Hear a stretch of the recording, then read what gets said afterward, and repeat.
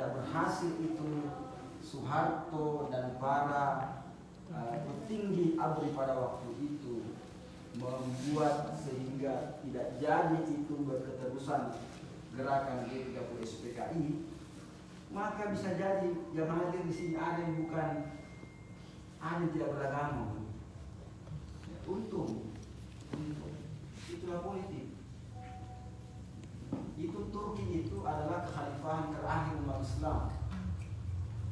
Bertahun-tahun kekhalifahan, tidak ada ini artinya ini kesejarahannya Indonesia dibanding kesejarahan Khalifah Ottoman.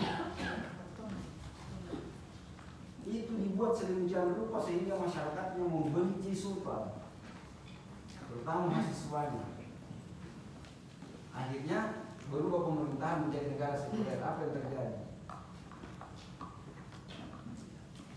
Berpuluh-puluh tahun tidak bisa kembali kepada kondisi semula. Tanggung jawab kita ini. Jadi umat Islam itu sangat lemah pada sisi akidah. Makanya raja dilakukan pengajian supaya akidah tak benar.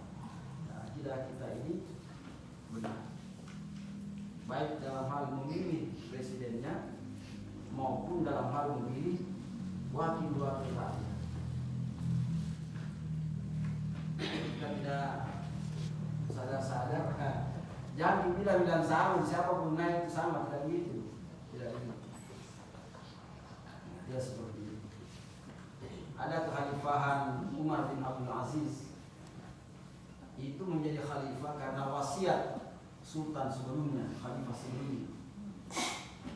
Dia memerintah 2 tahun 3 bulan, negerinya bisa menjadi negeri yang baldatun, thayyibatun, wa rabbun ghafur. Padahal sebelumnya itu koruptornya banyak, itu wilayah khalifahnya sekali koruptornya. Tapi begitu dia menjadi khalifah, dia mengatakan kepada istrinya, kita dulu yang harus menyumbang untuk negara. Harta kita sumbangkan untuk negara. Sesudah itu baru kemudian dia buat aturan. Seluruh pejabat kekhalifahan yang mengambil tanah rakyat tanpa hak, mengambil harta rakyat tanpa hak, mengambil harta negara tanpa hak. Assalamualaikum. Assalamualaikum.